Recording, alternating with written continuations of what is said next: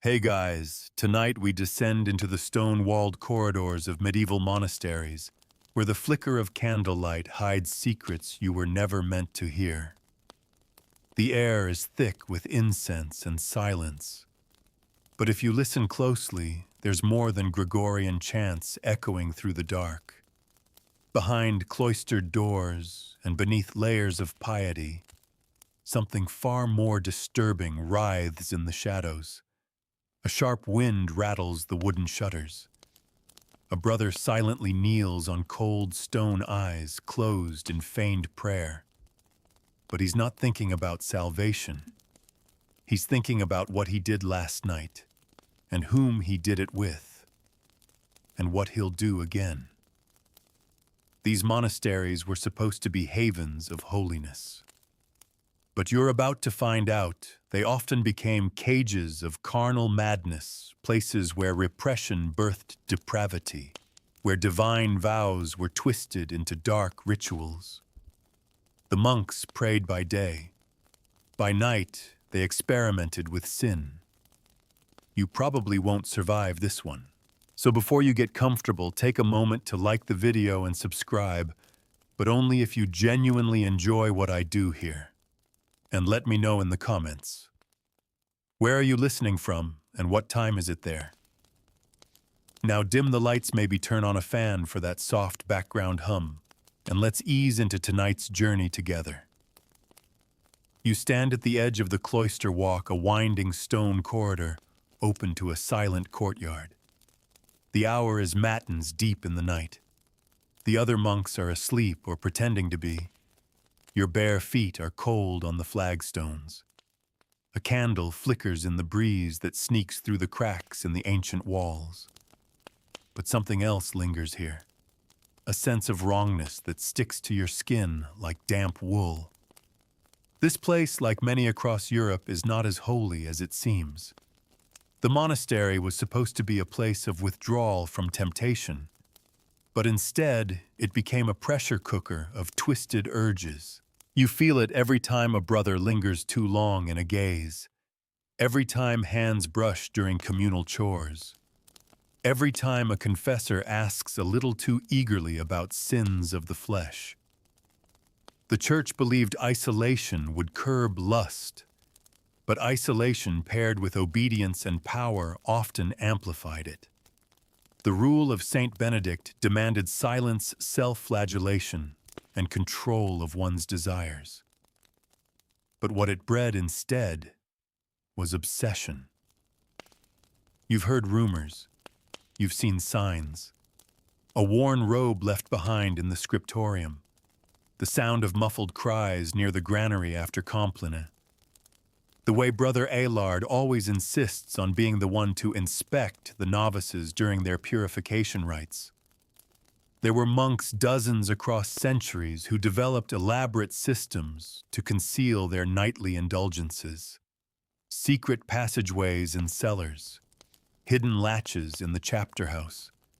The oldest parts of the monastery are riddled with crawl spaces once used for repairs, now repurposed for darker activities. Sometimes you wonder if the architects suspected what would happen here, or if they too had secrets. You think back to a tale whispered between penances, the 12th century chronicle of St. Ephraim's Abbey. There, the abbot himself, Father Gregorius, was found maintaining a private dungeon beneath the vestry, not for torture of heretics, as he claimed, but for personal penance rituals involving bound novices and sacred oil.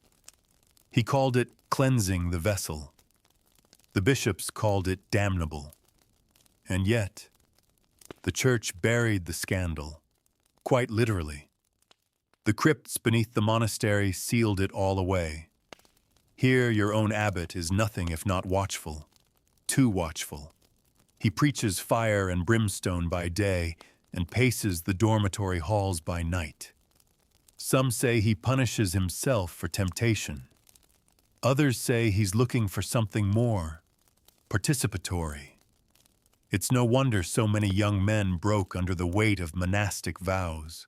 They came here at 13 or 14, led by noble families, eager to stash their surplus sons. Most had never kissed a woman, most never would, and some began to crave touch so desperately they forgot who or what they were. You remember the tale of Brother Ulrich, quiet, pale, barely 16. One evening after Vespers, he vanished. Days later, he was found in the orchard, curled in a ball, shaking. No one ever said what happened. But after that, he stopped speaking altogether. He refused communion, flinched at every sound, and avoided the abbot's gaze like it might burn his soul. Then there are the rituals. Oh yes, not just prayers and psalms, but rituals, secret forbidden ones. Under the guise of ancient penance, some abbeys practiced bodily mortifications that veered into the erotic. Flogging was common. So was sleeping on boards of nails. But in certain monasteries, flagellation became group ritual. Naked, rhythmic, groaning. In the candlelight, it was hard to tell if the pain was punishment or pleasure. A 14th century document from the monastery of St. Lambert details something even darker. A group of monks who claimed they could expel carnal desire by engaging with it directly under holy supervision. It was all very formal. One monk would act as temptation, naked, silent, presented like an offering. Another would act as the penitent, instructed to resist for as long as possible, then submit fully as if defeated by Satan himself. And finally, a third, usually a senior monk, would observe and record, ensuring it all remained doctrinal. That document was discovered centuries later, hidden inside a hollowed-out Bible. But what about you who walk the cloisters at night with too many questions? You've felt the hunger clawing under your ribs, not for food, for something else. Something not allowed. You know the vows you took, but you also know what you heard last night, the faint moaning behind the walls, the rhythmic thump from the laundry cellar. And you remember the forbidden book you once glimpsed in the library, tucked behind a cracked volume of St. Augustine. A hand-copied guide bound in skin, filled with marginalia in Latin and Old French. Illustrations of male bodies in unnatural poses. De inversis carnibus, the title read, of inverted flesh. You tried to forget it, but its images come back when your thoughts drift, during long silent meals, or when you clean the chapel and your fingers brush the cold marble of Saint Sebastian, forever pierced, forever suffering, forever beautiful. You're not the only one struggling. You know that. Every brother carries his own shadow here. Some let theirs grow darker in secret. Others become shadows themselves, stalking the dormitory like phantoms seeking warmth where there should be none. And so the monastery, this house of God, becomes something else after dark.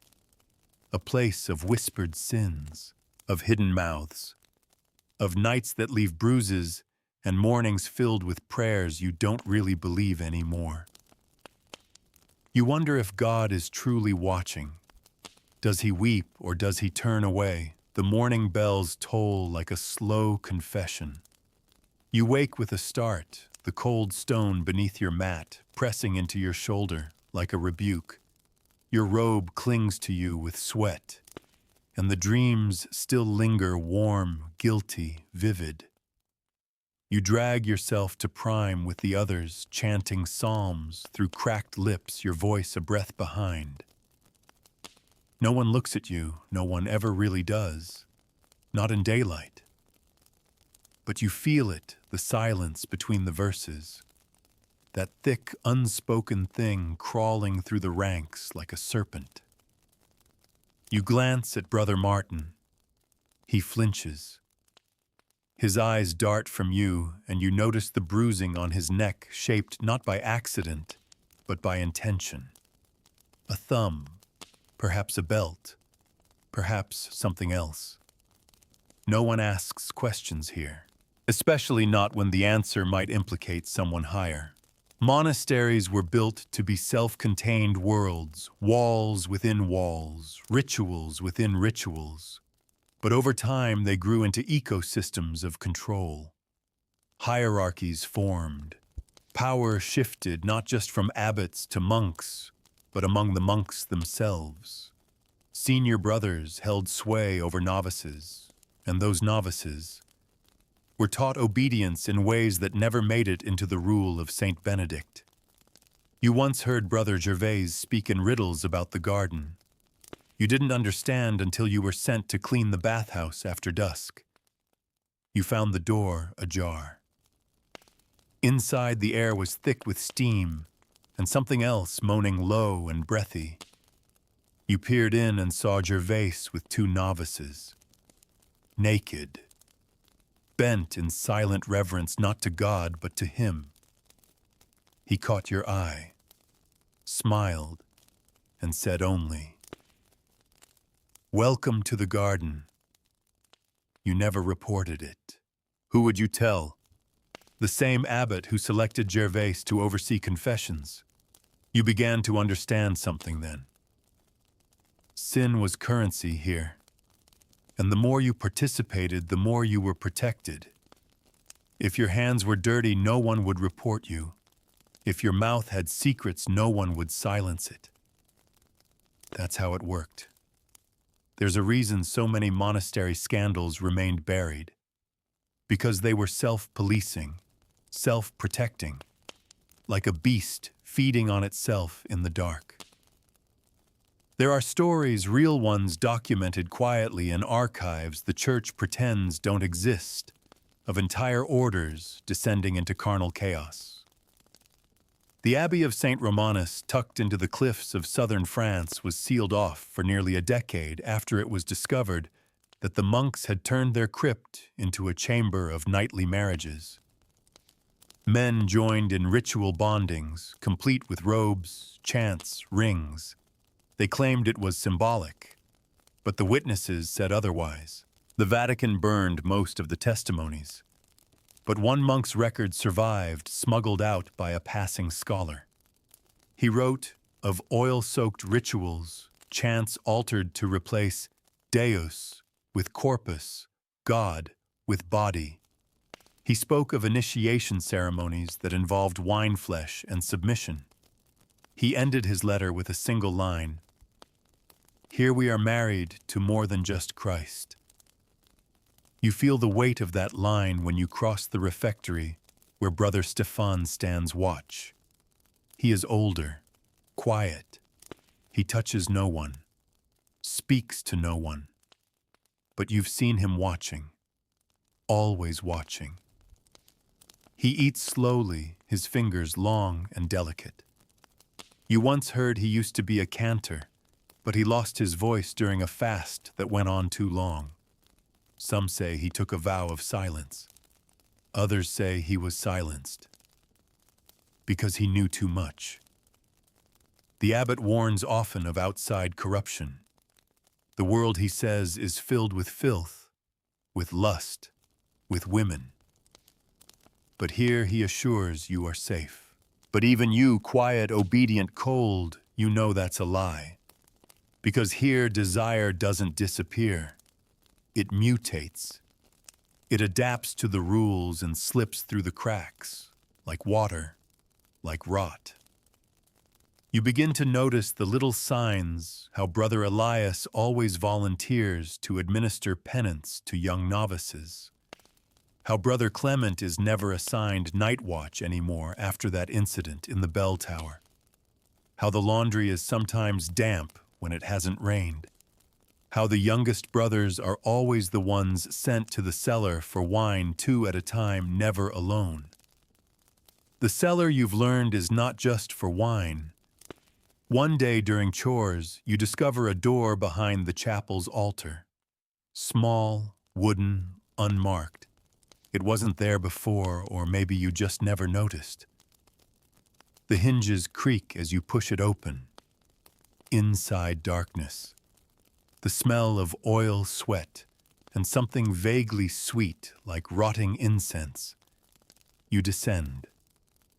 A corridor. Narrow. Carved from old stone. It feels older than the monastery itself. You brush your hand along the wall and find grooves, scratch marks. A candle stub sits on a small altar.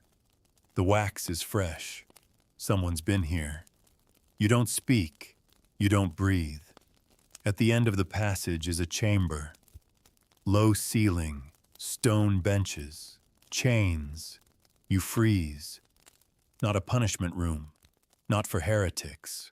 It's too symmetrical, too deliberately arranged. You see cushions, fabric, symbols etched into the stone, twisted crosses, doubled rings. And at the center, a small stone slab, stained, worn. You flee. For days you say nothing, but you notice who avoids the chapel, who speaks too loudly about virtue, who flinches when the abbot walks near. The rituals go on, the prayers, the meals, the silence. But now you know that beneath it all lies a second world, a hidden order ruled not by scripture, but by flesh, and you are trapped inside it. You are not safe here, not from others, and not from yourself, because the longer you stay, the more you start to understand them. The more you start to crave what they do, and that terrifies you most of all. The sun barely rises in winter, and neither do the voices here. Silence hangs like frost on the cloister windows, and everything feels slowed, thick, syrupy, suspended in a strange kind of stillness. Yet beneath the quiet, you feel the stirrings of something alive shifting just under the surface. In the morning, you scrub the floors. In the afternoon, you copy texts. But your mind is no longer with the ink. It drifts, slips, returns to the hidden chamber, to what it means, to who built it and why. You try to ask a question, just one. Brother Mathieu, the infirmarian, has always been kind to you. Once, when you were sick, he brought you dried apricots and whispered the names of herbs used in Rome. So during a moment between duties, you murmur, "What's behind the altar?" He stiffens, slowly looks up from his mortar and pestle. "Nothing meant for you," he says, then adds "Tray harder." You don't ask again. Instead, you begin watching. Observing how Brother Elias always asks to fetch the sacramental oil, but never for services.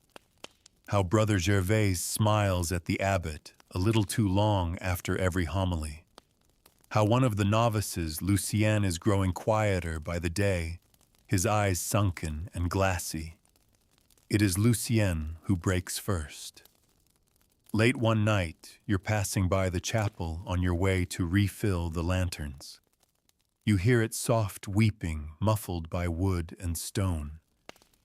You press your ear to the door. A voice.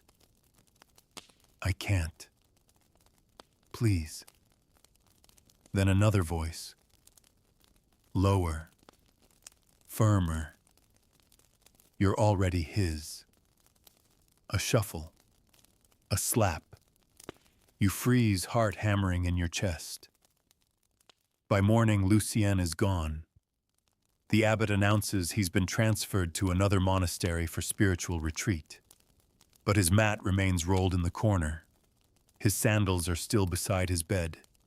And his psalter is left open on his cot, a dried smear of blood on the corner of the page. You don't sleep that night, not out of fear, but because you're beginning to understand the rules here are not written in Scripture. They're enforced through something much darker, ritualized silence. The knowledge that no one will help you, that everyone is complicit. That power here is inherited not by rank or virtue, but by willingness. Willingness to endure, to obey, to take and be taken. And those who refuse, they vanish. The Church Fathers once claimed that monastic life was the truest imitation of Christ. But here imitation becomes inversion. Where Christ offered his body, these men consume each other's. Where Christ embraced suffering for others, these men inflict suffering for control. And where Christ preached redemption, these monks practice erasure. You recall the stories whispered on Laundry Day of the monastery of Saint Severin built into the cliffs of Austria, a place so remote that winters trapped the monks inside for months. It was during one such winter, they say, that discipline frayed, hunger set in, the cold carved into their bones, and then the rituals changed. The survivors, when rescued months later, were thin, silent, and pale, all save one. The youngest novice was never found, but behind a bricked-up wall in the cellar, a red-stained robe was discovered. It had been folded carefully, almost reverently. There are more stories, so many more, of a Franciscan brother who claimed divine visions after repeated night visitations by angels who visited his cell in the dark, touched his body, and whispered sacred obscenities in Latin. Of an abbey in northern Wales where the abbot kept a private harem of purity, boys chosen from the poorest families trained not in psalms, but in silence, obedience, and pain. He called it the choir invisible. And of the Brotherhood of the Crimson Thorns, a rumored sect within a Cistercian monastery, whose members met in the crypts, wrapped in red cords, where they would take turns flogging each other until ecstasy or unconsciousness was reached. Some believe these are just legends. You're not so sure anymore, especially not when you wake one morning and find a folded piece of parchment beneath your blanket. No name, no seal, just 3 words in thick, oily ink: you are ready. The words curdle something in your stomach. Not fear, not exactly. A recognition. You've seen what happens to those who resist, and you've also seen the glimmer in the eyes of those who don't. You think of Brother Gervais, his slow smile, his unshakable confidence. You wonder what he endured before he learned how to lead. You wonder if this is your test, your invitation, or your sentence. That day the abbot sends you to clean the archives, a room usually kept locked. You descend the narrow stairs, torch in hand, and find it already open. Inside, the air is thick with mold and parchment. Shelves stacked with forgotten texts bound in leather dust, rising in lazy spirals as you pass. You begin your work trying not to think, but then you find it. A scroll, unmarked, tucked behind a broken statue of Saint Anthony. You unroll it carefully. The writing is cramped and rushed. A confession. I was 13. He said it was sanctified, that I was being purified by his hands, that God had sent me to him for this. You keep reading. My body betrayed me. I responded. And that was the worst part, because I wanted it. I wanted someone to touch me, to see me, even if it hurt. You stop. The last line is smudged, but you can still read it. I begged for forgiveness, but I think God stopped listening here a long time ago. You roll the scroll back up, put it behind your robe, and leave the archives in silence. That night, you don't attend Compline. You don't pray. You lie awake staring at the ceiling, waiting. because now you know something terrible and holy is coming, and part of you, some awful buried part, wants it. The night arrives like a question you don't want answered. You lie motionless, your breath shallow beneath the coarse wool of your blanket. The dormitory is silent, but you can feel the others shifting in their cots, restless, waiting. It's as if everyone knows something is coming, but no one dares to name it. And then it happens. The creak of a door. Footsteps. Soft, deliberate. You squeeze your eyes shut, but you know it's useless. You hear the quiet approach. Sandals on stone. The sound of cloth brushing against wooden frames. Closer. Closer. Then stillness. You open your eyes. He stands above you. The abbot. You want to speak, to ask why, but your voice catches in your throat. He motions with one finger slow and smooth and walks away. You follow. You shouldn't. Every part of you screams that, but your legs move anyway, like they've been trained to obey. He leads you through the cloister, past the chapel, down the old stairs, until you reach a door you've never seen before. Thick, iron-banded, marked with a faded carving of Saint Dismas, the penitent thief, a subtle symbol. Forgiveness for the damned. He opens it without a key. Inside there is a room, bare, circular, lit by a single brazier. The scent is strange incense mixed with wax sweat and something metallic. Waiting inside are two others, brothers Gervais and Elias. They do not speak. They simply look at you, assess you. Then the abbot gestures. Remove your robe. You hesitate. A pause too long. And then the softest of phrases, it is his will. So you do. The cold bites at your skin as you stand exposed beneath their gaze. You feel like an offering, a lamb on the altar. Except here, the altar breathes, watches, hungers. They begin with prayer, not in Latin, in something older.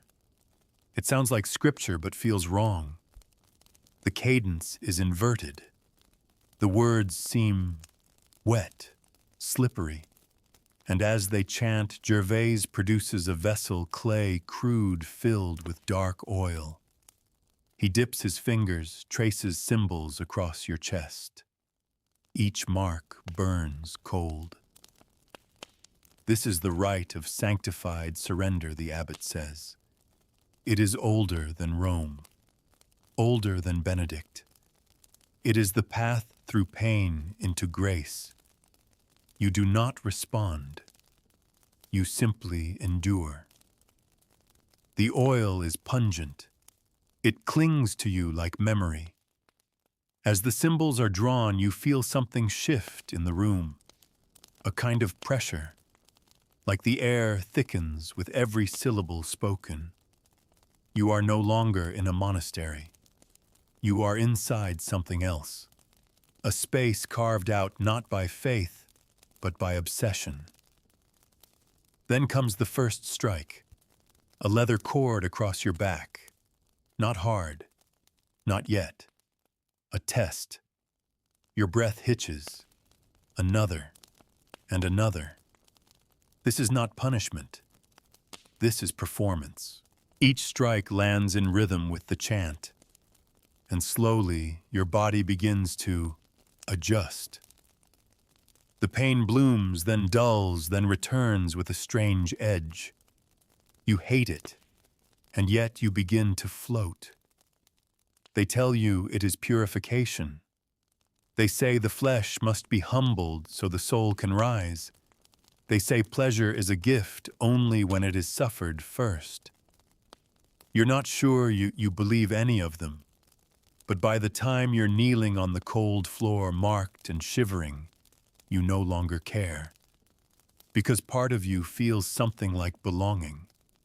And that is the most dangerous sensation of all. You don't remember the walk back to your cot.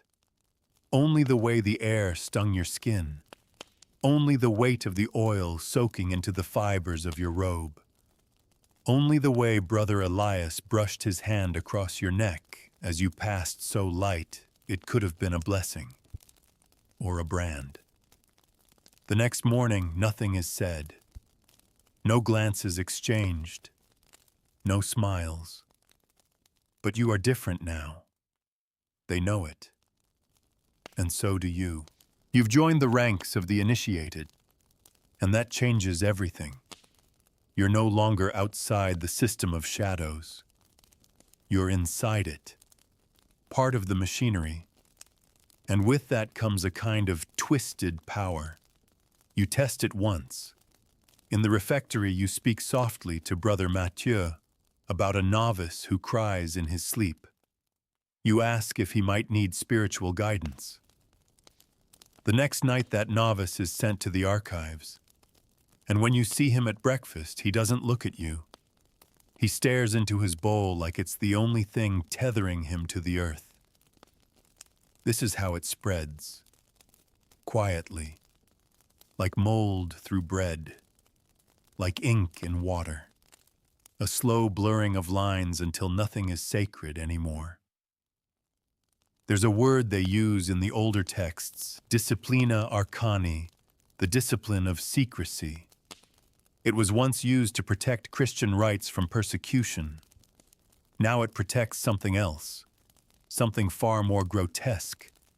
It guards the rituals behind rituals, the rules beneath the rules. And you're becoming fluent in them. There's a strange comfort in the structure. A perverse relief in knowing the game even if the rules are cruel. You begin to anticipate the signs, the offerings placed at certain thresholds, the patterns of silence between prayer cycles, the codes scratched into the stone near the lavatorium. You're not afraid anymore. That too should scare you. Because once fear leaves, there's nothing left to stop you from becoming exactly like them. Or worse. One night you hear footsteps outside your cell. They pause. A scrap of parchment slides beneath your door. You wait until the silence deepens, then unroll it. One word. Choose. And below it 2 names, both novices, both young, both trusting, both unaware of what you now represent. You sit in the dark for a long time staring at the page, because this is the moment, not the rituals, not the chamber, not the chants. This is when the monastery finally breaks you, when it no longer matters whether you say yes or no, only that you've been asked. And you understand what that means. You don't sleep that night. The parchment with the 2 names lies beside your cot like a loaded weapon. You haven't moved it, haven't touched it. But its presence vibrates through the room. It taints the air. It stains your breath. You turn away from it. Then back. You whisper prayers you no longer believe, half hoping for an interruption. A thunderclap. A sign. Even a hand on your shoulder telling you this was all a mistake. But nothing comes. The monastery stays silent. As always. By morning, the parchment is gone, and something in you goes with it. Because you didn't choose. You didn't refuse. You didn't do anything at all. And here that silence is an answer. A terrible one. At prime, you glance down the rows of hoods and folded hands. You see one of the names. His lips move without sound, his eyes wide and glassy. You wonder if he knows, if he's already been taken, if his fate was decided days ago and your parchment was only ceremonial, a test of your obedience or your corruption. Either way, you passed or failed. Here it's hard to tell the difference. After Prime, the abbot assigns you to help Brother Gervais in the scriptorium, a promotion of sorts. The script room is warm, lined with vellum and silence, a sacred space supposedly. But even here, things rot. Gervais greets you with that slow, unreadable smile. You catch your reflection in the polished brass of an ink bowl and almost don't recognize yourself. There's something new in your eyes now, something harder, sharper. He notices too. You've joined us fully, he says, not a question. His fingers glide over the page he's copying. I wondered how long it would take. You nod because anything else would be dangerous. Do you feel cleaner? He asks, and it sounds like a joke. But you don't laugh. You don't feel anything anymore. He leans closer. His breath smells of anise and ink. There's a rhythm here once you find it. Everything we do, every choice, it fits into a divine cadence.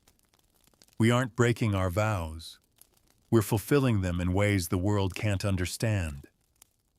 You want to scream at him, but part of you knows he believes this. He's built an entire theology out of it, a liturgy of lust wrapped in ritual. You wonder how many others believe it too. You're learning that every monk has two lives, the one sung in daylight and the one whispered in darkness.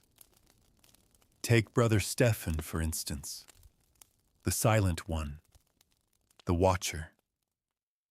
For weeks you thought he was merely traumatized, damaged by something long ago. But now you see the patterns, the way he positions himself near the novices during Mass, the way he walks the perimeter at night, always circling the youngest ones. He never touches, but he's always there, marking, measuring, waiting. Then there's Brother Allard, the one with the kind eyes. He gives extra food to those who struggle, helps carry heavy loads. You once thought he was the only good one left. Then you saw him take a bundle of cords into the library and lock the door behind him with a boy barely 15. That's when you understood.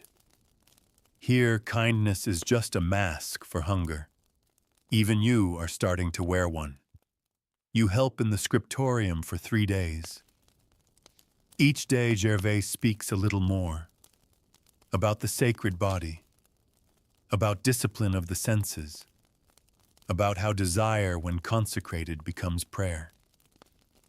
He tells you a story. Once, he says, a monk in Burgundy built an altar from the bones of those he loved. Each night he lit a candle and prayed for the bodies he'd broken. They say his prayers were more sincere than any others in the monastery. He looks at you. What do you think sincerity is worth? You don't answer. Because you're starting to ask yourself the same question. That evening, the abbot summons you. His cell is dim, the candlelight low. He's reading. A book bound in red leather, its cover bare. You catch only a glimpse of the text, Greek, perhaps older. Symbols like teeth. He doesn't look up. You've shown promise, he says, and restraint. You stay silent. He closes the book slowly, deliberately, and sets it aside. There is a ritual next week, a private one. You'll assist. Your stomach drops, but your mouth says, "Yes, Father," and with that you're dismissed. The days crawl by. You find yourself drifting through them, disconnected. Your body walks, prays, eats, but your mind, it circles the same questions over and over. What does assist mean? Who will be there? And most of all, Who won't return, you start to see things. Shadows moving in the corners of your vision. Faces that vanish when you blink. The whisper of a name yours spoken behind closed doors. It could be paranoia, or it could be the monastery reshaping you. One night you hear footsteps outside your door again, but this time no parchment slides beneath. Just the sound of breathing. Long, slow, watching. You don't open the door. You don't move. And eventually, the breathing fades. But the silence it leaves behind is even worse. It presses against your chest like a hand. Because you know now, the monastery doesn't want your obedience anymore. It wants your transformation. It doesn't care if you're good. It wants you broken in the right way. Bent toward the rituals. Eager to please. Capable of damage. You're not sure who you are anymore, but you know what they want you to become. And the worst part, you're halfway there. The day of the ritual arrives with a sky the color of old bone. The air is still too still, as if even the wind is holding its breath. You eat nothing, speak to no one. Every word exchanged feels counterfeit, like painted smiles on broken statues. You try to convince yourself that this is just another task. You're only assisting. But deep down, you already know better. After Vespers, the abbot finds you. He says nothing, just walks, and you follow. This time, he takes a different path through the herb gardens down behind the bakery into a door disguised behind a crumbling wall of ivy. You've never been here. The stairwell is damp, lined with rotted wood and ancient stones that sweat in the cold. The air grows thicker with every step. The smell of mold, of wax, and something else. Blood, maybe. The passage opens into a chamber larger than the one before, more elaborate. Candles line the walls. A circle has been carved into the floor, etched with symbols you don't recognize. Bones lie in a heap in one corner. Some of them are very small. 3 monks wait within. Gervais, Stefan, and brother Allard. Allard, the one with the soft voice, the one who gave extra bread. He smiles when he sees you. That same warm smile he gave the children. That smile means nothing now. At the center of the circle is a boy, 16 maybe, blindfolded, gagged, stripped to the waist. His hands are tied behind him with a braided cord. He kneels on a tattered cushion, trembling so hard, you can hear the fabric rustle with every breath. You recognize him. His name is Etienne. He arrived 3 weeks ago. He asked you once if the bells ever stopped ringing. You didn't answer then. You can't look him in the eye now. The abbot stands at the edge of the circle. He opens a book, thick, old-bound in dark skin. Not metaphorical skin. Real skin. Human. He begins to read. You don't understand the language, but the cadence is familiar. It's the same tone he uses at Mass. The same patterns of rise and fall, call and response. Only this time the responses are moans, gasps, the sound of ropes tightening and bodies shifting in practiced ritual. Gervais brings out the oil again. Only this time it's not applied with fingers.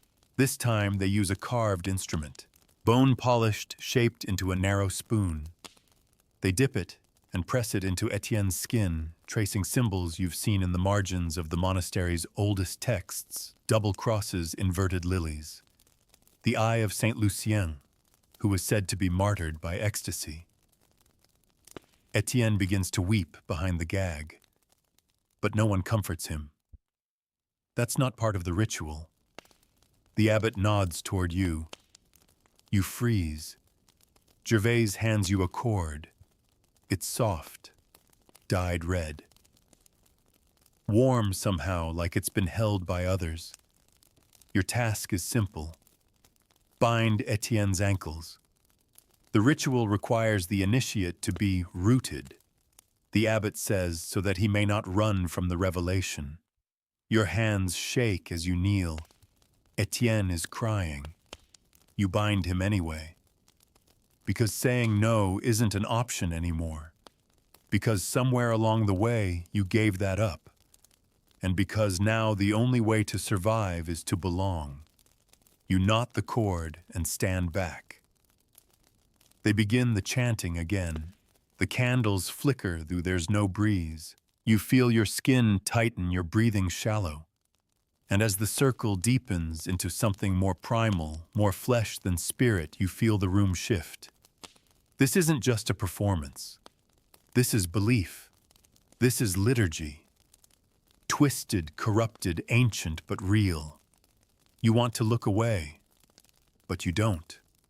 Because now you are not just watching. You are part of it. The ritual lasts hours. You lose track of time. Somewhere in the dark, Etienne faints. Or maybe he gives in. His body sags forward, still tied, still shivering. When it's over, the abbot places 2 fingers on his forehead, whispers something you cannot hear, and motions for him to be taken away. Stéphane and Gervais lift him gently, gently, as if they hadn't just broken him. They disappear into the corridor. The abbot turns to you. "Well done," he says. You nod, unable to speak. You have seen the shape of the truth now, he continues. Most never get this far. Then he touches your shoulder. Not roughly, not cruelly, but like a father. And somehow that is worse. He leaves, and you are alone in the chamber with the melted candles and the stains on the floor, and the echo of Etienne's sobs still ringing in your skull. You don't know how long you sit there. Eventually you rise. You clean the floor. You extinguish the candles. You sweep the bones into a corner. Because that's what monks do. They maintain the space. They preserve the sacred, no matter what that sacred has become. When you return to your cot, the dormitory is silent, but someone has left something for you. Folded neatly on your pillow, a new robe, darker than your old one, the color of dried blood. You put it on without thinking. It fits perfectly. And for the first time in weeks, you sleep without dreams. You wake before the bell. The dormitory is still cloaked in silence, but something feels different. There's a shift in the atmosphere, like the air itself is waiting for you to move. You lie still, eyes open, staring at the wooden beams above. There's a creak in your joints when you sit up, but it doesn't feel like tiredness. It feels like your body knows something has changed. You pull the new robe over your shoulders. The fabric is heavier, woven differently. It settles on you like a mantle or a burden. The other monks don't acknowledge it, but they see it. During breakfast, Brother Elias gives you a slow nod. Gervais says nothing, but when he passes, he presses a folded scrap of parchment into your palm. You don't look at it until you're alone. 5 words in his careful hand: tonight, lower scriptorium, bring oil. You burn the note after reading it. That's the custom now. You've learned. In the hours that follow, you work like normal, copying pages, cleaning floors, speaking only when spoken to. But beneath it all, your mind runs wild. Not with fear, but with anticipation, and that unsettles you most of all, because you remember Etienne. You remember his trembling, the blindfold, the gag. You remember your hands tying his ankles the way your breath caught when you knelt beside him. The look on his face, even though you didn't see his eyes. But more than anything, you remember the strange sense of peace afterward. The relief of being seen, of being chosen, and the terrible suspicion that if you were ordered to do it again, you wouldn't hesitate. You wouldn't even ask why. The hours pass like ghosts. Each task floats by. The meals have no taste. The prayers feel empty, or maybe too full. You're not sure which anymore. When night falls, you don't wait for the bell. You slip away early. The lower scriptorium is rarely used now, too cold, too damp. But it still holds shelves of ancient scrolls, texts so brittle that even the abbot handles them with gloves. The walls are thick with age, the air heavy with mildew and ink. You arrive first. You light a single candle, then two, then three, and wait. You hear the footsteps before you see them. Gervais enters with two others you don't recognize, older monks perhaps from another wing of the abbey. Their robes are darker, still nearly black. They nod to you with silent recognition, as if you're one of them now, as if the ritual sealed it. Gervais brings out the oil. You hand it to him without a word. He dips 2 fingers into the vessel and anoints each of the newcomers in a slow spiral across their foreheads. Then he turns to you. He doesn't need to speak. You lower your head. Feel the cold slick of the oil drawn across your brow. Then a whispered word, initiated. The circle is formed. No symbols this time. No blindfolds. This ritual is not about submission. It's about power. They teach you the older rites. Words not found in any psalter. Chants that feel wrong in your throat, too sharp, too alive. Movements that echo the gestures of prayer, but carry another meaning entirely. You're told these are bindings, words that root the body in sacred heat, gestures that unlock certain doors inside the self.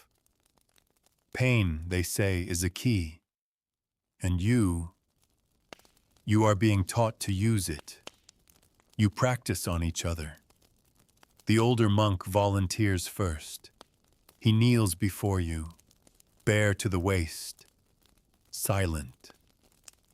You're handed a cord dyed red like before and shown how to loop it, where to tie the knots.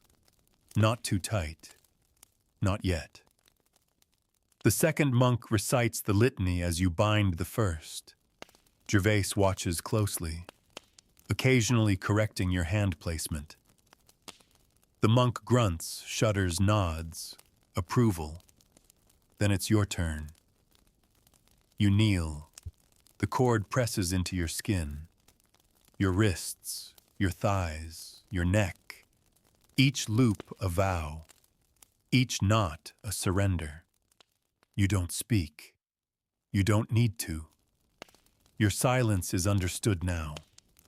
When the rite is over, Gervais gives you a new name, not aloud. He leans in and whispers it into your ear. A single word. You don't repeat it, not even in your thoughts, because this name is not for speaking. It is for belonging. You leave the scriptorium after midnight. The stars are cold above the cloister. The wind finally moves again, rustling the ivy like whispered laughter. You pass Brother Stefan in the hall. He sees the oil on your collar, the faint marks on your wrists. He nods. Then he opens a hidden door you've never seen before and disappears. You don't follow. You don't need to. You understand now that there are layers to this place. circles within circles. You've stepped into one, but there are others deeper still. The novices see you differently now. They flinch when you pass. Some bow their heads. Others refuse to meet your eyes. One even drops his bowl in the refectory when you walk by. No one scolds him. No one says a word. Because the monks know. You are no longer just one of them. You are part of something else. Something older. Something with rules that cannot be written down. Only passed on. Through rope. Through ritual. Through ruin. That night back in your cell you find another scrap of parchment. It's been slid under your door again. But this one says only he's ready. And below it one name. Not two this time. Just one. A boy who once asked you wide-eyed if it was true monks never touch each other. You remember laughing it off. He smiled. So sweet, so trusting. Now he waits in the novice wing, oblivious. Your hands begin to shake, but only a little. Because deep down, you've already started planning. You light your candle slower than usual tonight. Not out of hesitation, but ritual. Everything now begins with ritual. You've learned that ceremony isn't just for the chapel or the altar, it lives in small things. The way you fold your robe before sleep. The way you wash your hands before you touch another. The way you tie the cord. Always the same number of loops. Always the same pressure. The boy's name repeats in your head like a chant. You didn't ask for it, but you didn't refuse it either. And here that's the same thing as consent. Your new robe feels heavier tonight. It clings to your skin. Smells faintly of oil and candle soot. You used to think the scent was holy. Now you know it's the residue of every ritual that came before yours. You make your way toward the novice wing. The halls are quiet. The candles in the wall sconces burn lower, their light barely licking the stone. You pass no one. Not because they aren't awake, but because everyone knows where you're going. They've made sure the path is clear. That's part of the design. There's no need for force here, just inevitability. You find him where you knew he'd be kneeling at the foot of the Virgin's statue in the far alcove. His head bowed, his hands folded in prayer. He's so small, so devout, so easy. You stand behind him in silence until he senses you. He turns startled eyes wide. Then he recognizes you and smiles. You came to pray too, you nod. You don't speak. You can't. Because your voice might crack. Or worse, it might not. He shifts to make room. You sit beside him. The statue looms above. The Virgin's eyes seem to look past you, through you, as if she knows what's about to happen and can't bear to intervene. He speaks softly. Sometimes I pray to feel something, anything. You swallow. He continues. Back home I felt things all the time. Anger, love, fear. But here, he shrugs. I feel like I'm disappearing. And you realize that's what they want. That's what they always wanted. For you to disappear first. So they could remake you in their own image. And now here you are. Ready to pass it on. You offer him a candle. A simple act. He accepts it. And in that moment, something passes between you. Not lust, not desire, power. the invisible transaction that holds this place together. You lead him back through the corridors, not to the chamber, not this time, to the laundry cellar. It's warmer there, quiet. The stone floor is worn smooth from years of bare feet and mop water. You light a ring of candles. He watches you, still smiling, still trusting. You tell him finally that it's a rite of awakening, that every monk goes through it, that it's sacred, sanctioned. He nods eagerly. He wants to belong, and that's how it always starts. You anoint him, just like they did you. Oil on the chest, the wrists, the neck. You feel your breath shorten as your fingers trace the symbols. He doesn't flinch. He doesn't know what they mean, but you do. They're not symbols of protection. They're keys. Doors in the body waiting to be opened. He closes his eyes as you wrap the cord. You do it gently. You remember how tight the knots were on you that first time. The way they left bruises for days. You tie his just loose enough that he can move but not enough to run. He kneels just as instructed. You place a blindfold across his eyes. He whispers, "Should I pray now?" You don't answer. You don't know what kind of prayer this is. When it's over, he sleeps there, curled on the floor, still breathing softly. You don't touch him beyond the ritual. Not tonight. You're not sure if that's mercy or cowardice, but it doesn't matter. Because you know you'll be asked again.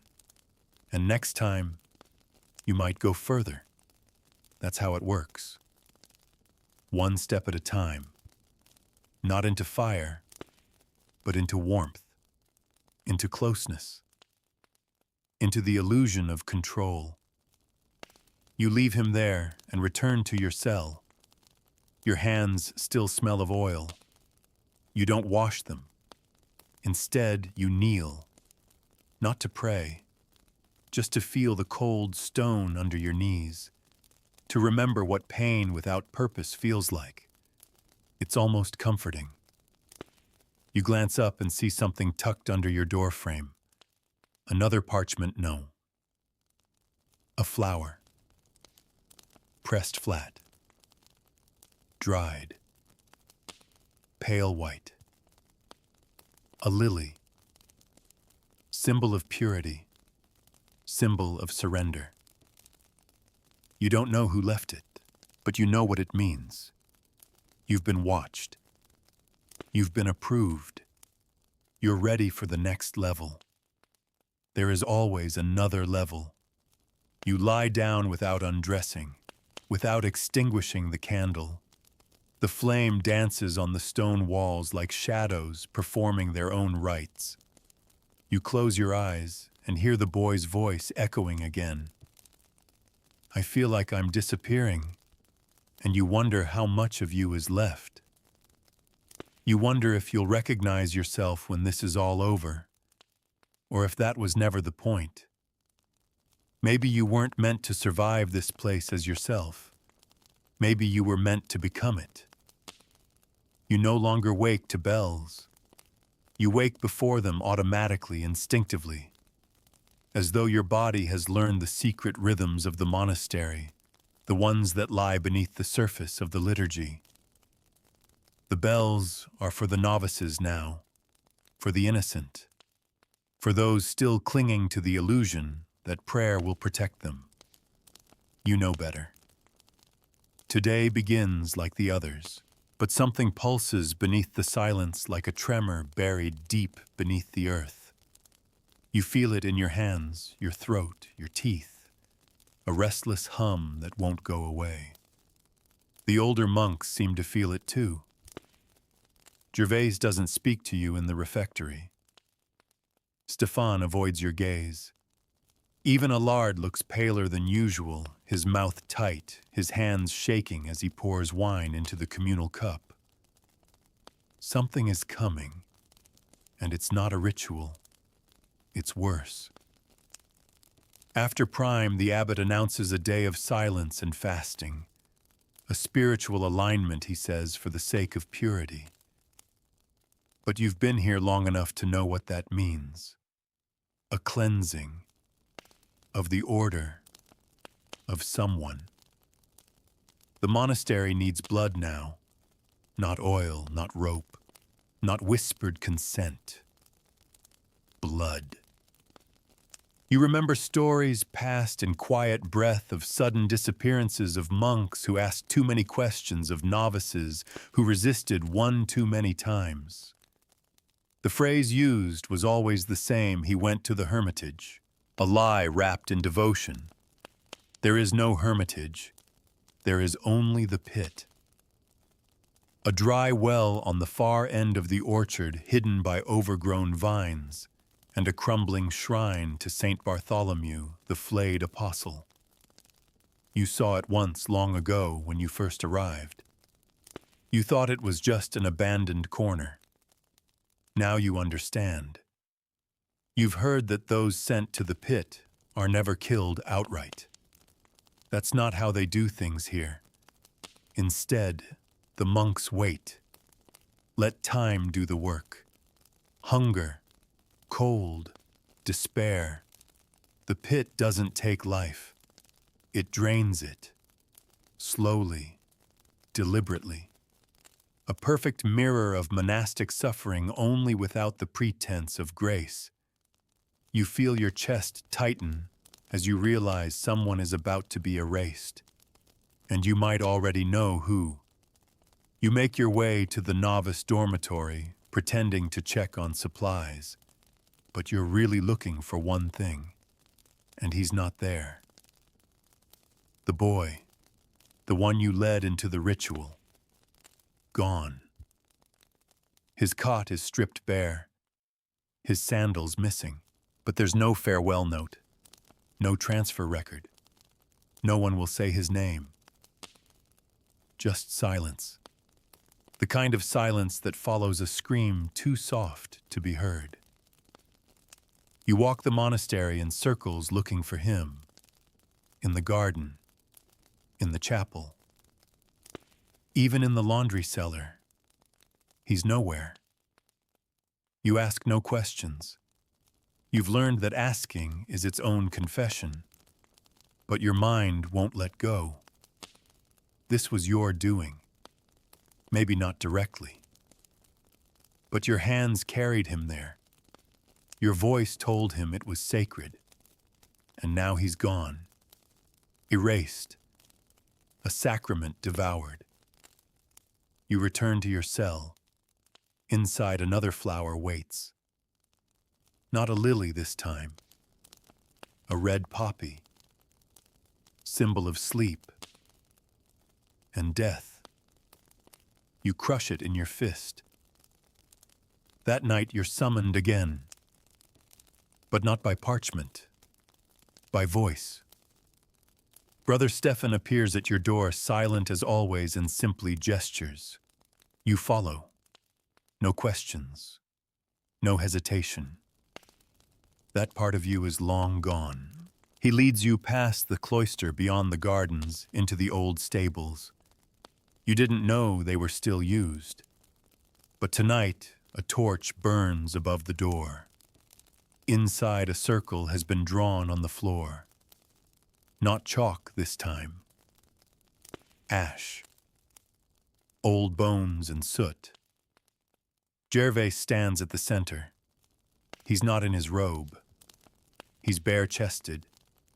His body is marked with scars, some fresh, some ancient. Symbols you recognize now. Sigils of pain and inheritance. Around him 7 monks kneel. The inner circle. You understand. Tonight is not about the boy. It's about you. Your trial. Your elevation. If you pass, you become one of them fully. If you fail, you know what waits beneath the orchard. Gervais speaks, but his words blur. Your heart is pounding too loud. They hand you a blade, simple, bone-handled, dull from age. Your task is to bleed, not much, just enough. It's a rite of sacrifice, a giving of flesh, to show that your body is no longer yours, that it belongs to the order now. You take the blade. Your hands don't shake. You press it to your side. The skin splits. You do not cry out. The blood drips into the ash. They chant. You bleed. And when it's done, they bind your wound and smear the remaining blood across your brow. Mark of passage. Seal of silence. You are no longer a monk. Not really. You're something else. An anchorite of the flesh. A keeper of sacred wounds. When the ritual ends, you do not speak. They don't dismiss you. You simply walk out. Into the night. The stars are bright. Unblinking. Cold. You make your way to the edge of the orchard.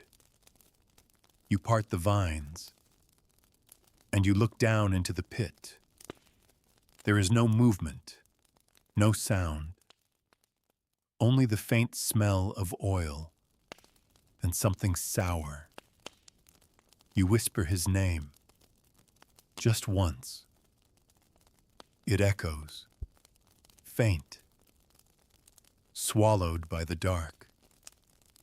Then you turn and walk back to the cloister, your footsteps soundless on the frozen ground. Because now, finally, you understand the truth. The monastery doesn't need your soul. It only needs your obedience. The next day, everything feels too bright. The sun reflects off the stone in a way that hurts your eyes. The air tastes too clean, too sharp. The birds in the trees sound like shrieks instead of songs. You've never noticed the birds before. You walk the cloister in silence, your side aching where the blade cut you. The blood dried into your robe. You didn't change it. You didn't wash. That would feel like betrayal. Because last night was not just a ritual. It was a baptism. Not into purity, but into truth. A truth you carry in your body now. You nod at the monks as they pass. Some nod back. Others bow their heads. There's a new weight behind every glance. They see the blood still caked into your collar. They know what it means. You've been marked, not as victim, but as vessel. The abbot doesn't speak to you directly for days, but you feel him watching, at meals, in the chapel, even during prayer. His eyes never blink, his mouth never moves, but you can sense it. Approval or ownership. Here they are, the same thing. The novices avoid you now. They lower their gazes when you enter a room. One drops his book as you pass and mutters a prayer too quickly to mean anything. You pause, pick it up, hand it to him without a word. He trembles as he takes it. That used to be you, before the oil, before the cord, before the pit. You wonder who will be next. You're not part of the choosing yet. That power lies deeper in the circle, with men who haven't spoken aloud in years. They communicate in gestures, tokens, symbols scratched behind altar stones. But you're close, closer than most. Gervais tells you during one of the night vigils. You're almost ready, he whispers as you kneel side by side in the candlelight. You don't ask what for. You don't need to. because you've felt the pull for weeks now. The descent is not a fall. It's a choice made one quiet step at a time.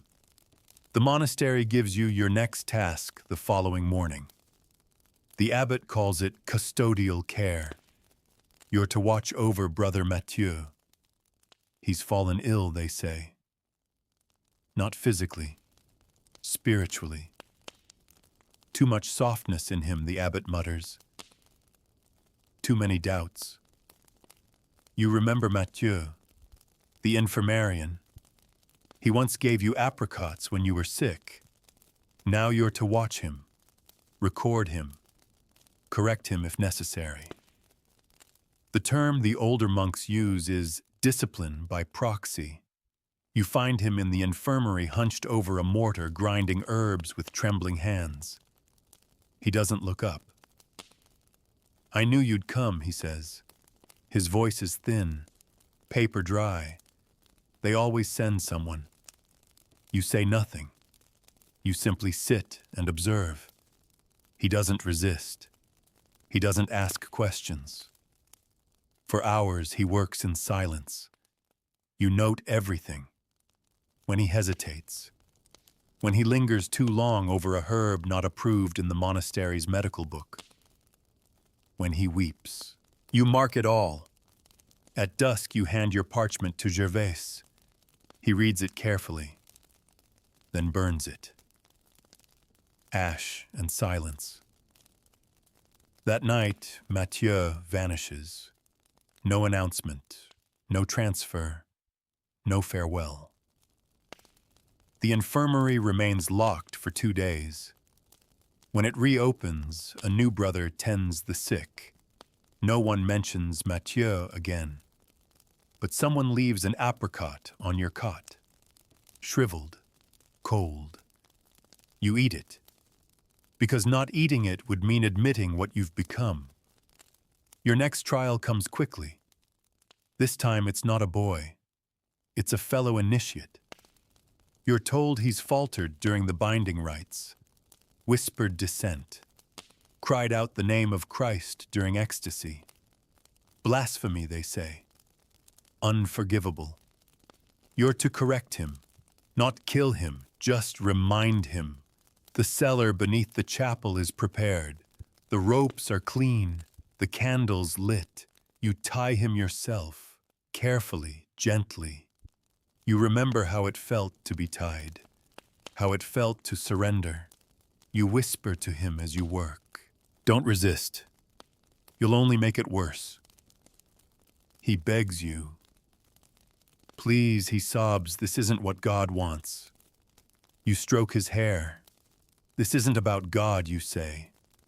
And it's the truest thing you've ever said. When it's done, you untie him. He doesn't move, just lies there trembling. You wash the ropes, extinguish the candles, return to your cell. You find a note this time, written in an elegant, slanted script. The body is the first cathedral. Burn it wisely. Beneath it a symbol you've never seen before, 2 thorns interlocked at the stem. You trace it with your thumb. The ink stains your skin. You don't try to wash it off. Later that night you dream of the boy again, the one from the orchard. His face is pale, his lips cracked. But he doesn't look at you with hatred, only pity. And then he says something that wakes you instantly. It's not too late. You sit up gasping. The candle by your bed is still burning, but the flame bends toward the floor, as though something in the room is pulling it down. You don't go back to sleep. You kneel, not in prayer, not in penance, but in something else entirely. Something you no longer have a name for, because names are for people, and you're not sure that's what you are anymore. You don't speak for 3 days. No one notices. Silence is holy here, an offering, a disguise, a shield. The fewer words you speak, the closer you appear to God. That's the lie, and you wear it like armor. On the third day, the abbot summons you, not with words, with gesture. He stands in the cloister, hands behind his back, eyes on the pale winter sky. You approach, and without turning, he begins walking. You follow. He leads you past the granary, past the library, past even the boundary wall of the monastery. A narrow door opens into the side of the cliff. You didn't know it was there. Maybe it wasn't before. The path inside is steep, carved directly into the rock. The walls sweat cold and iron. You walk in silence, your steps echoing behind his. At the bottom, you reach a chamber. Not a ritual space, not a cell, a vault. The walls are lined with shelves, not of books, but of objects, belts, chalices, vials of blood sealed in wax, ropes, masks, and in the center a single chair carved from dark wood covered in dried wax and old stains. The abbot gestures. You sit. He stands behind you. Then slowly he begins to speak. You've passed through the outer rings, he says. You've tasted the rites, the oil, the flesh. You've seen what must be done. You say nothing. You've disciplined the weak. You've preserved the silence. You've learned that the body is not a cage, it is a gate. You nod. Because you have. Because the boy in the orchard, the initiate in the cellar, Mathieu and his soft hands, all of them gates. Now the abbot continues, you must choose what comes next. You tense. He walks slowly around the chair, coming into view. His eyes are calm, icy. He holds something, a book, but not like the others. It's small, square, bound in flesh as pale as parchment. The clasp is bone. He sets it in your lap. This, he says, is the Index Obscura, the final texts, the ones we guard even from ourselves. You don't move. You will open it. You will read one passage, and then you will decide remain or retreat. Your throat goes dry. No one who opens this book leaves the same, he says. You know that's true, because you already feel the heat from it, like it's alive. Remain, and you join the deep order. Retreat, and you return to the upper halls. Your name forgotten, your memory erased. You look at the book. Its cover pulses under your fingers like skin that remembers being alive. You don't want to open it, but you already are. The clasp gives easily. Inside text so ancient it shivers. Symbols that move when you're not looking. Diagrams of the body not as it is, but as it could be. You flip through slowly, each page worse than the last. One shows a figure stitched shut at every orifice, kneeling in reverence, surrounded by monks weeping tears of blood. Another shows a ritual circle formed not from chalk, but from human tongues. Another an altar shaped like a child's rib cage. You stop on one page. It's familiar. The pit. Drawn perfectly, even the vines. And inside a boy curled up, covered in symbols. He's looking up, and he has your face, and you slam the book shut. Your hands are shaking. The abbot nods like he's seen this before. Well, you stare at him, then say the words you never thought you would. I remain. It doesn't even sound like your voice. He smiles faintly, then hands you a vial. It's thick glass sealed in wax, inside a dark liquid. Drink this, he says, tonight, alone, in your cell. You take it. It's warm in your hand. You'll dream, he says, and if you wake up, you'll be one of us. You rise. You don't bow. He doesn't ask you to, because now you've crossed the threshold. No longer a vessel. You are becoming a priest of pain, an architect of obedience. The vial is heavy in your pocket as you walk back to the dormitory. No one looks at you, but you feel them watching. Not the novices, the monks, the shadows, the walls. That night you light every candle in your cell. Then you sit, and you uncork the vial. The scent is sweet and bitter like wine mixed with rot. You drink. The world bends. The walls stretch. The candles weep. And then the visions begin. They show you a child being shaved bare by chanting monks. They show you a ritual that ends in fire. They show you the face of the boy in the orchard smiling until his mouth stretches too wide and his eyes weep oil. You scream, but no sound comes out. You claw at the walls, you fall through the floor, and you land in the chapel, alone, naked. And at the altar, the Virgin is gone, replaced by a mirror. You approach, you look, you see yourself, smiling, bleeding, whole, and then everything goes dark. When you wake, it's still night. But something is different. The candles are out. The vial is gone.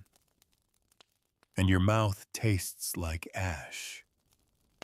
You don't speak because your voice is not your own anymore.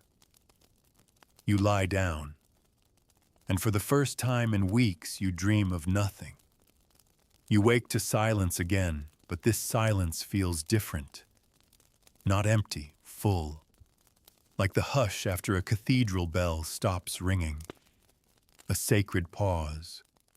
The breath God forgot to exhale. You sit up slowly. The candle wax has hardened in rivers across the stone. The robe you wore last night lies folded at the foot of your cot, pressed, cleaned. But you didn't do it. Someone entered while you slept, and you didn't wake. That's part of it now. You're no longer just watched.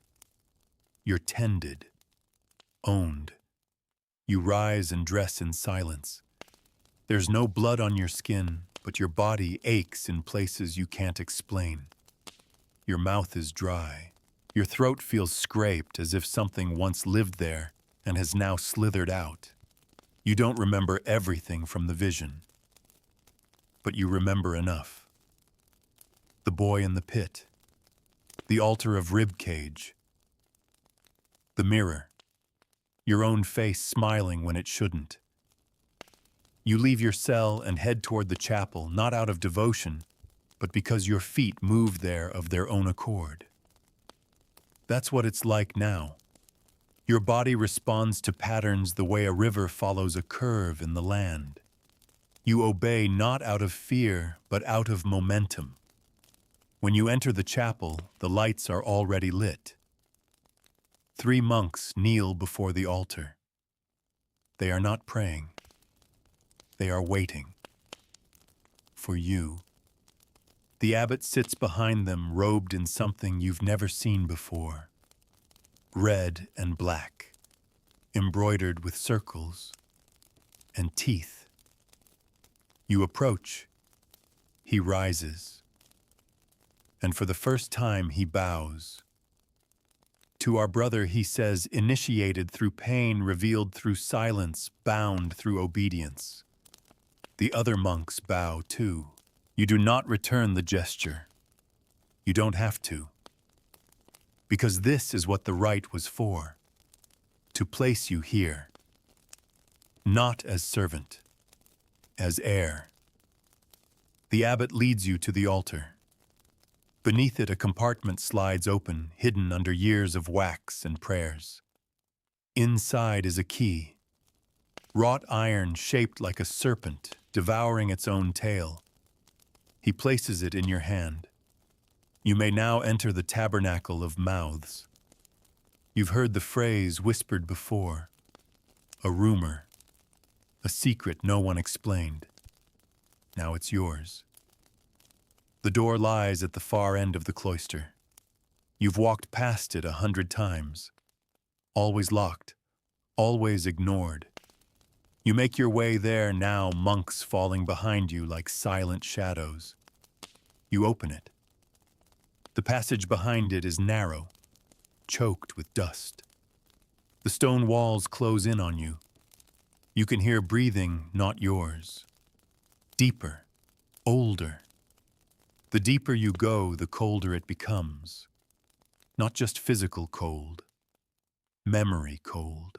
A chill that crawls into your bones and whispers, "You are not the first." The hall opens into a chamber, circular, no candles, no symbols, only mouths, carved into the walls. Hundreds of them, some twisted in screams, some smiling, some open wide in an eternal gasp, and one is real. It blinks, it breathes, it speaks. You have come. The voice is wet, feminine, and not from this world. You fall to your knees without meaning to. The mouth opens wider. You belong to us now.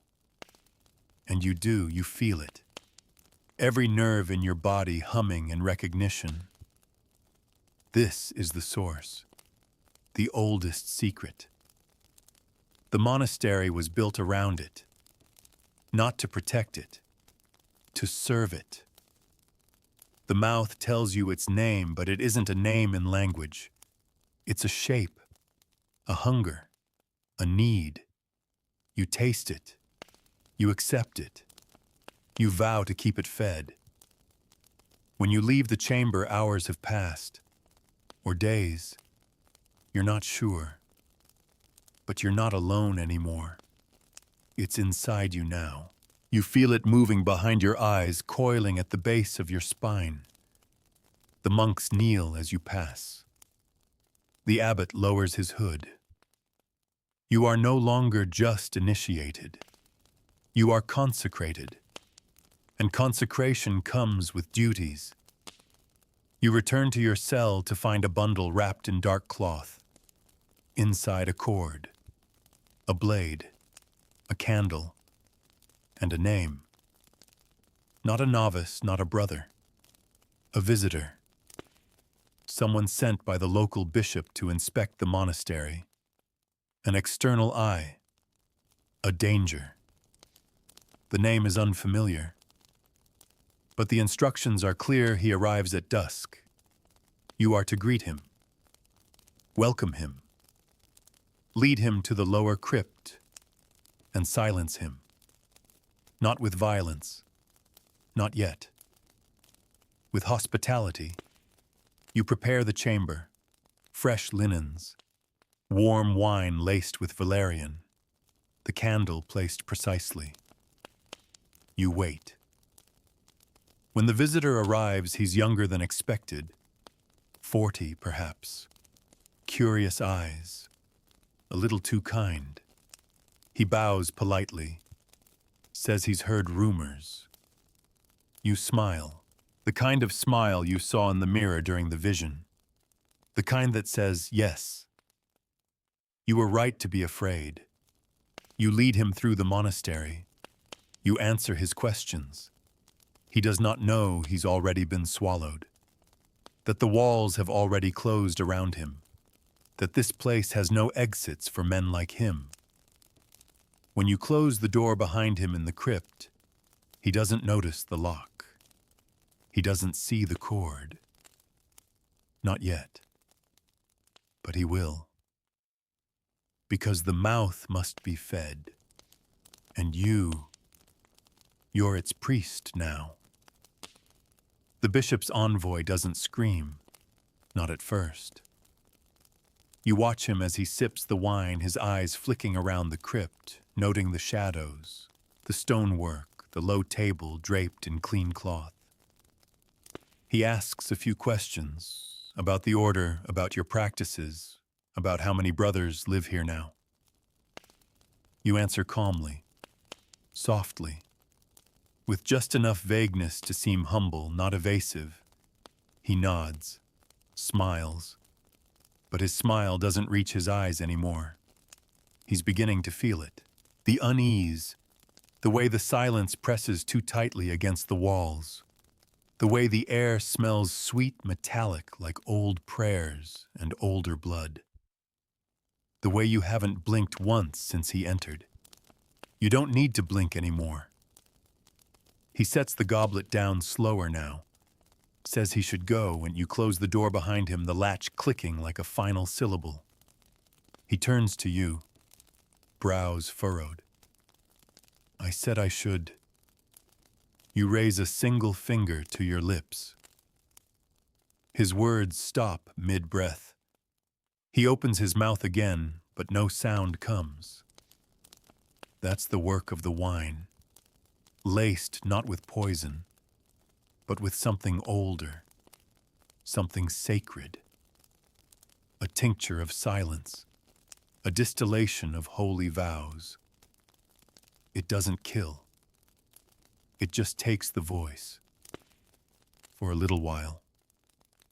Long enough. You lead him to the center of the room. He's trembling now, his hands out in front of him, asking without speaking. You take the cloth from the table and begin to fold it. Precisely. Just as you were taught. He tries to back away, but you catch him by the wrist, and he gasps, eyes wide with betrayal. It's always that moment, the shift, when they realize you're not saving them. You're not warning them. You are welcoming them as one of the chosen, as a gift. You seat him gently. You light the candle. Then you anoint his brow, oil mixed with ash. The symbols you draw are more intricate now. You've learned the full pattern, the 4 points, the spiral, the slit, each one a syllable in the name of the mouth. He closes his eyes now, not from peace, from resignation. You take the blade not to cut, not yet, but to trace, over the lip, under the eye, behind the ear, just enough to mark him, to claim him. He will not be killed. He will be kept. The monastery has rooms below this crypt, rooms no one speaks of, rooms built with no doors, only hatches, only whisper holes, only darkness. You will take him there. You will place him gently into the recess, dug centuries ago, lined with soft cloth and dried petals. You will leave him with the candle, the cord, and the book. And you will lock the hatch behind you, because he is not a martyr. He is a seed. And the monastery grows best in silence. When you return to your cell, there is a new robe folded on your cot. Black. No symbols. No thread. As if it's made from shadow itself. You put it on. It fits without effort. When you move, it doesn't rustle. It sways like smoke. And in the sleeve, you find a token, a carved tooth strung on a red cord. Not human, but not animal either. The kind of thing born in rituals too old for scripture. You wear it. That night, you are summoned again, not by word or parchment, by dream. The mouth speaks to you. It shows you the monastery not as it is, but as it truly stands. Not just stone and cloister, but layers of chambers carved beneath the earth, where generations of monks have left their voices, their blood, their names. You see tunnels that have never been mapped, chambers where the air itself glows, altars built from bone. You see a boy born in the walls, grown without speech, fed only silence, taught only the sacred gestures. You see yourself, and you are smiling. When you wake, you are standing in the chapel. Your hands are bleeding, but you don't feel pain, only purpose. The abbot is there, kneeling, eyes closed. You stand above him. He does not move. You place your hand on his head, and in that moment you know you are to succeed him. Not now, not yet, but soon, very soon, because the mouth is shifting, it is awakening, and it needs a new voice. Yours. The monks know it too. You see it in how they step aside when you walk past, how they avert their eyes, not out of submission, out of reverence, because you are not just part of the monastery now. You are the monastery, the blood in its veins, the shadow in its chapel, the breath behind its silence. And as you lie back in your cot, hands folded on your chest, you feel the mouth stir beneath the earth. It is hungry, and it knows your name. The monastery breathes with you now. Its walls exhale when you enter a room. Its stones warm beneath your feet. The halls feel narrower, not because they've shrunk, but because you've expanded. You take up more space, not in flesh, in weight, in presence. You no longer need to speak to command. They hear you without sound. They feel your will like gravity. The abbot no longer presides at Compline. You do. He sits behind you now, folded into the pew like an afterthought. His hood stays lowered, hands clasped in silence. He doesn't flinch when you chant the closing litany in the ancient tongue. He doesn't speak when you change the rites. He knows what's coming, and he accepts it. Everyone does. Change isn't abrupt here. It's tidal. It rolls over the order with quiet certainty. Smooth. Unstoppable. And now you are the tide. The novices don't look you in the eye, not even by accident. When they speak to you, if they speak at all, it is in single words. Yes, understood. Forgive me. They no longer ask questions, because they know what happens to those who ask. The bishop's envoy has not been mentioned once. His absence has settled over the monastery, like fresh dust noticed then accepted. Just another shape taken by silence. You check on him occasionally, not out of cruelty, out of stewardship. You bring him broth. You wipe his brow. He doesn't speak anymore, not because he can't, because he won't. He's seen it now. The mouth, the rituals, the truth. He knows that the world above is a lie, and though he weeps, he does not beg. Some part of him understands.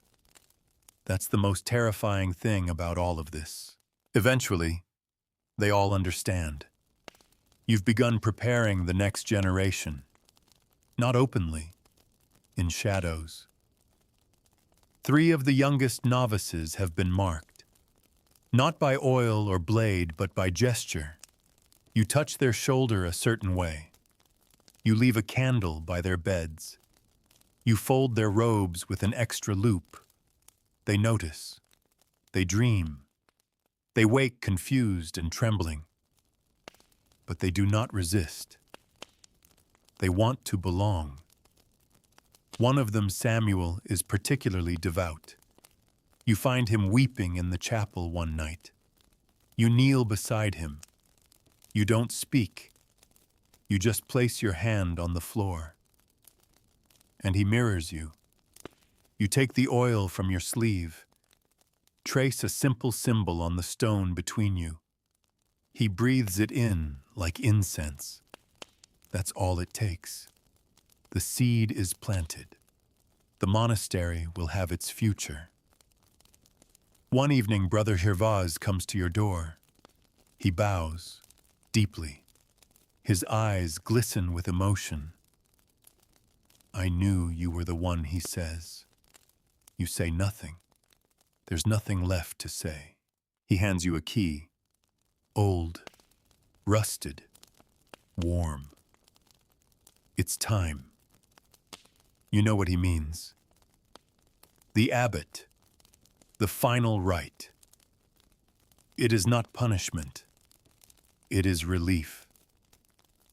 You find the abbot in the upper cloister, where the moonlight bleeds across the stone in pale silver. He's kneeling as he always does, waiting. He doesn't turn as you approach. He doesn't resist as you place your hand on his shoulder. You guide him gently to the old door beneath the chapel, the one no longer used. The key fits easily. The lock gives like breath. Inside a small room. Stone bench, a candle, a basin, an old crucifix cracked down the middle. He sits. You kneel. He closes his eyes. And you begin the chant. Low, measured, a rhythm of surrender. He joins you, barely a whisper. Then he stops. And he says, you were always meant to be the silence. You anoint him. You mark him. You offer him the vial. He drinks without question. He slumps forward, still breathing. You do not kill him. You simply leave him there, to fade, to dissolve, to be remembered by the stones, not by the brothers. When you return, the chapel is full, candles lit, monks kneeling. Gervais stands at the altar. He raises his hands. Brothers, he says, our silence has been answered. He steps aside. And you walk forward, robed in black, tooth around your neck, oil on your palms. No one speaks. They don't need to. Because this is no longer a monastery. It is a body, and you are its mouth, not the mouth beneath the earth. The mouth, living, breathing, preaching without words. You open your hands, and the monks begin to chant. Low, unified, one voice split among many mouths. The liturgy of obedience, the hymn of inheritance, the communion of pain. You raise your arms, and the walls seem to echo, not with sound, with pulse. The monastery lives, and it beats through you now. As you leave the chapel, you glance upward. The sky is black, no stars, but you feel something staring back from beneath, from within. You smile, because soon it will no longer be confined to stone and shadow. It will spread, and you will lead it. The monastery does not sleep anymore. It pulses. At night, the stone walls breathe in rhythm with the brothers' chants. The very floor vibrates with purpose. It's no longer a sacred building. It's a vessel, a shell, a body. And you are its brain, its spine, its open, patient mouth. You've begun the harvest, not from within, from outside. The nearby villages whisper of changes, of bells ringing when they shouldn't, of monks walking the roads at night, faces veiled, hands wrapped in red cords, of pilgrims who arrive and never return. The church sends no more envoys, no more letters. They fear you now, or worse, they revere you. Gervais keeps records in a ledger bound in skin, your teachings, your translations of the older rites, your new liturgies.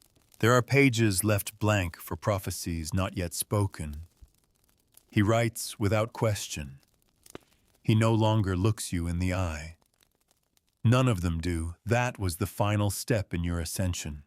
Not power, not ritual, separation.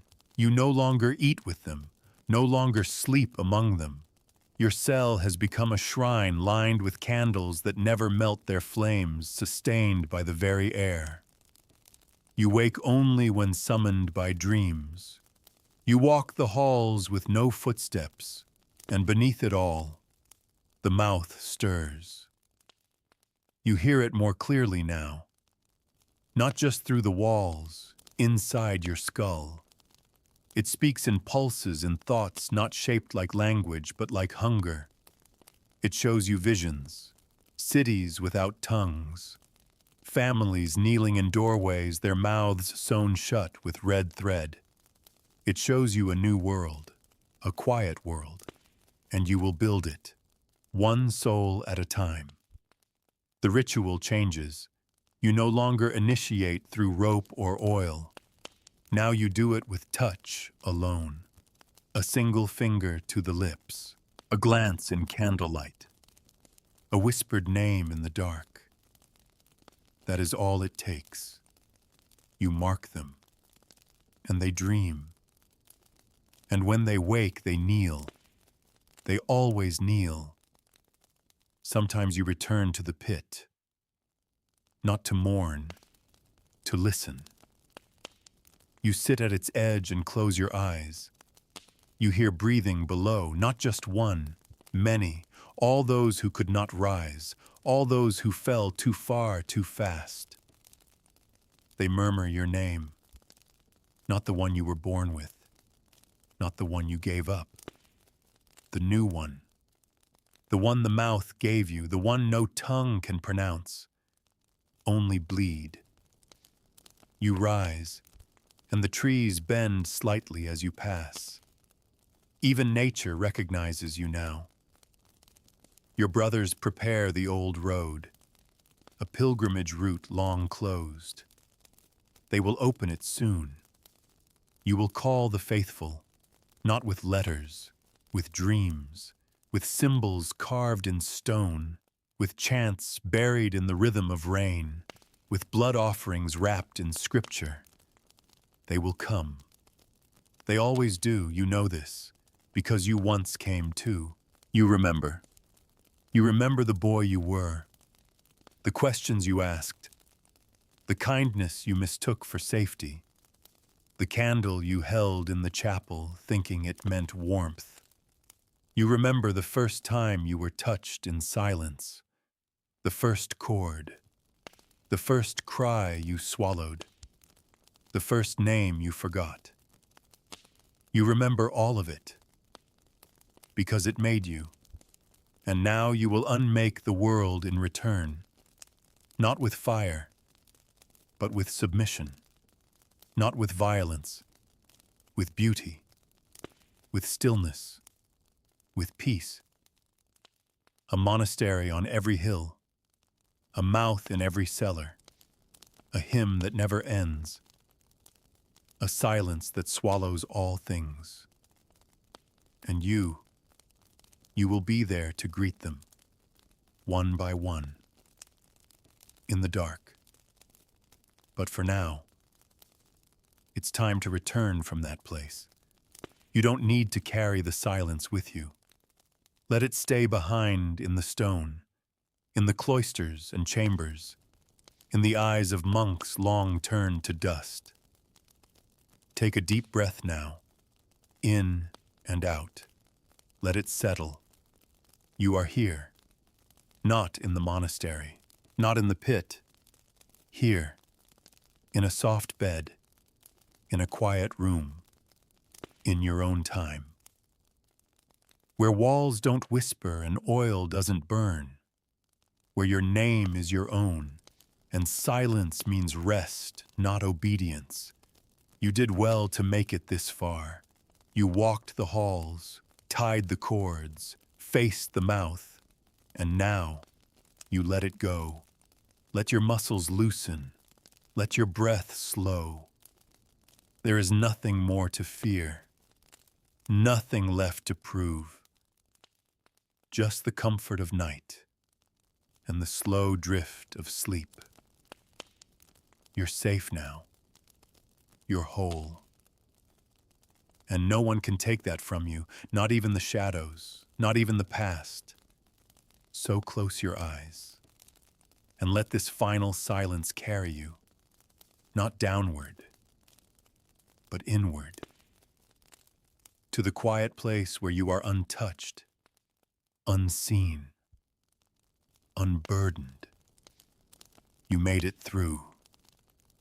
You survived.